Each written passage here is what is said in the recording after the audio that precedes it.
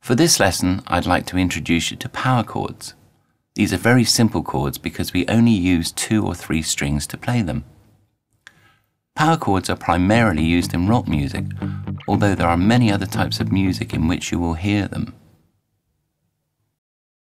You will always see a power chord written as the capital letter or key of the chord, followed by the number 5, as in E5, G5, A5, etc. This is because they contain the first or root note of the chord, plus the 5th note of that major scale. Let me explain. If we look again at the G major scale, we can count the notes as we play them like so. The first note is G, the second note is A, the third is B, the fourth is C, the 5th is D, remember that one, the 6th is E, the 7th is F sharp, and the 8th note is another G or octave of the first note. Now if we play the 1st and 5th notes of the scale together, that is the G and D, then we're playing a power chord, in this case G5. For this I am using my 1st and 3rd fingers. Also, please use just downstrokes on this exercise. Let's try it together. After 4, 1, 2, 3, 4, 1, 2, 3, 4, 1, 2, 3, 4. As you can see, the first finger of my fretting hand is also touching the other strings lightly to stop them from making a sound. This is called muting and means that if I pluck any other strings by accident, you won't hear them. More about this technique in future lessons. At this point, I'd like you to notice the shape of this chord. You'll see that you are playing the root note on the lower string and the 5th note of the scale on the next string up, 2 frets above the first note. This is always the shape of a simple power chord, no matter where you are playing it. Now let's try some others.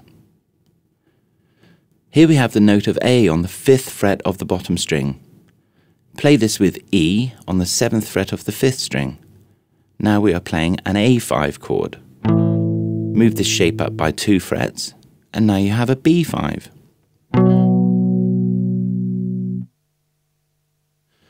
Let's play these 3 chords as a pattern, like so. G5, A5, B5, A5, and repeat. Now play 4 times on each chord with me, like this.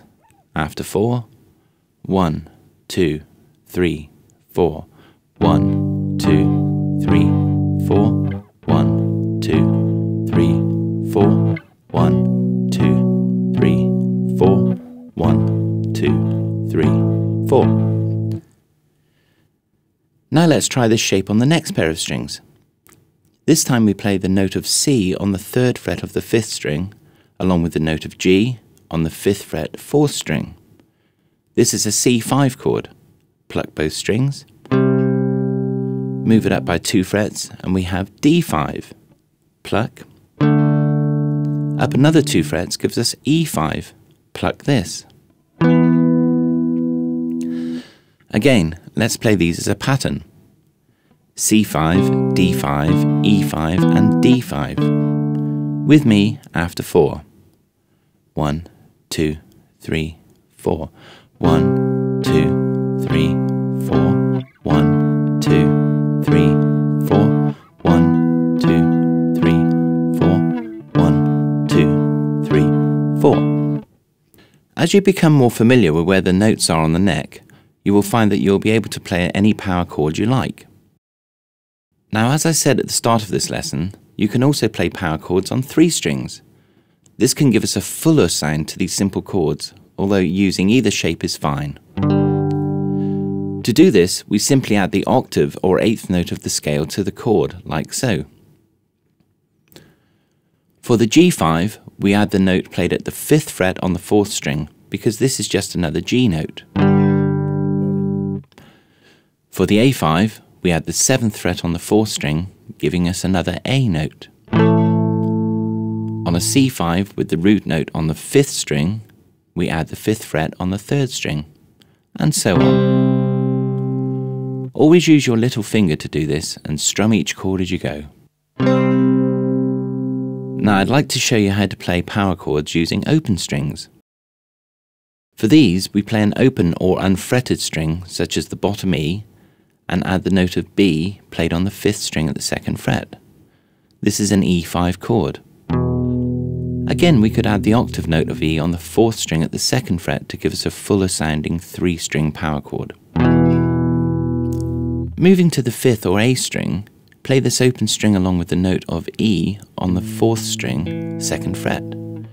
This is an A5 chord. Try to play this shape, then the A5 chord we played earlier, and hopefully you will hear that they sound the same. This is because they are using exactly the same notes of A and E, just played in a different position. The final open power chord is D5. Play the open D or 4th string, along with the note of A played on the 3rd string 2nd fret like so. Try playing a similar pattern to the one you played earlier, using these last 3 chords of E5, A5, D5 and A5. Play each chord 8 times and repeat, with me after 4.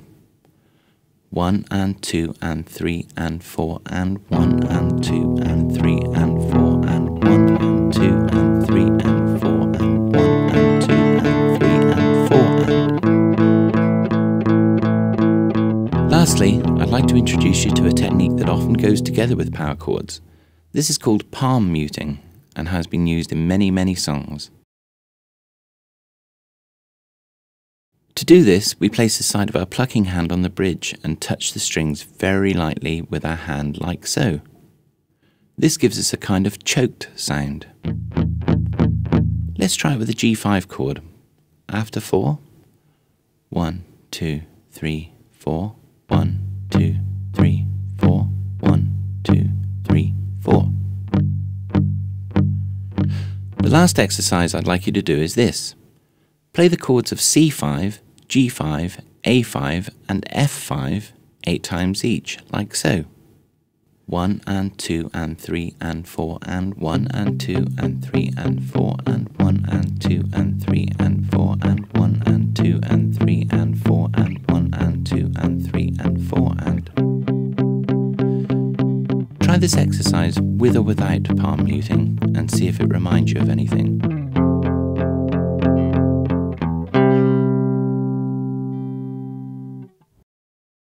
Please try to put any number of these power chords together using the strumming patterns we have already played and see what you come up with. You might be surprised. Bye for now.